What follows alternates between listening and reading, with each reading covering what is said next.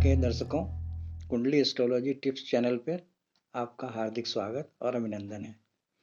आज हम एक आम और ख़ास समस्या के बारे में चर्चा करेंगे जो आजकल की दुनिया में आम बीमारी की समस्या है, और वह समस्या है ब्लड प्रेशर हाइपरटेंशन की।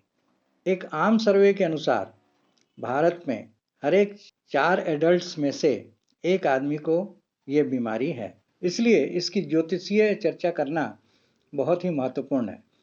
इसके लिए एग्जाम्पल के लिए एक कुंडली का भी साथ में विश्लेषण करेंगे। तो आइए कुंडली पर चलते हैं। धनु लग्न की कुंडली है जिसका स्वामी गुरु सप्तम मारक भाव में बैठा है, जो बकरी है और लग्न पर दृष्टि डाल रहा है।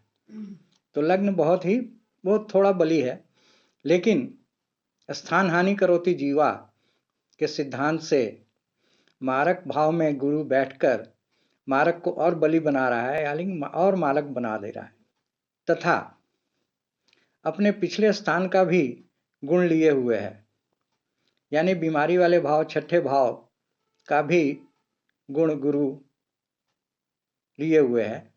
और छठा भाव, जैसा कि आप लोगों को मालूम है, बीमारी का भाव होता है, तो उसका भी सूचक है।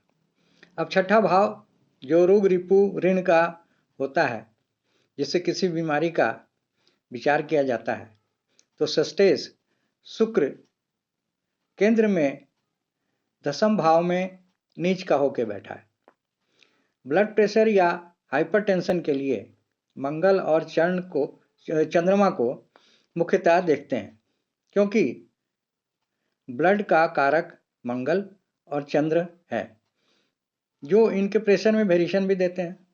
इन ग्रहों का कमजोर होना या अशुभ ग्रहों की दृष्टि या युति ये रोग देती है। यदि ये त्रिक भावों में आइसोलेटेड हों या अकेले बैठे हों और शुभ ग्रहों से रहित हों, यानी कि शुभ ग्रहों की कोई दृष्टि या युति न हो, तो ये रोग होता है। अब प्रस्तुत कुंडली में मंगल दशम भाव में चंद्र के साथ बैठा है, तो दोनों की युति बन गई और दोनों शत्रु राशि में हैं, तो कमजोर हो गए। तो ये एक स्टेप पार हो गया कि इन्हें बीपी हो सकती है। साथ ही षष्ठे शुक्र जो नीचगत है से भी युति बन गई, तो दूसरा स्टेप भी पार हो गया, जिससे ये मालूम पड़ता है कि बीपी या हाइपरटेंशन से ये ग्रसित होंगे। अब मंगल द्वादशेष भी है, जो दशम भाव में चंद्र और मंगल के साथ युति बना रहा है, तो ये भी खराब हो गया, अशुभ हो गया।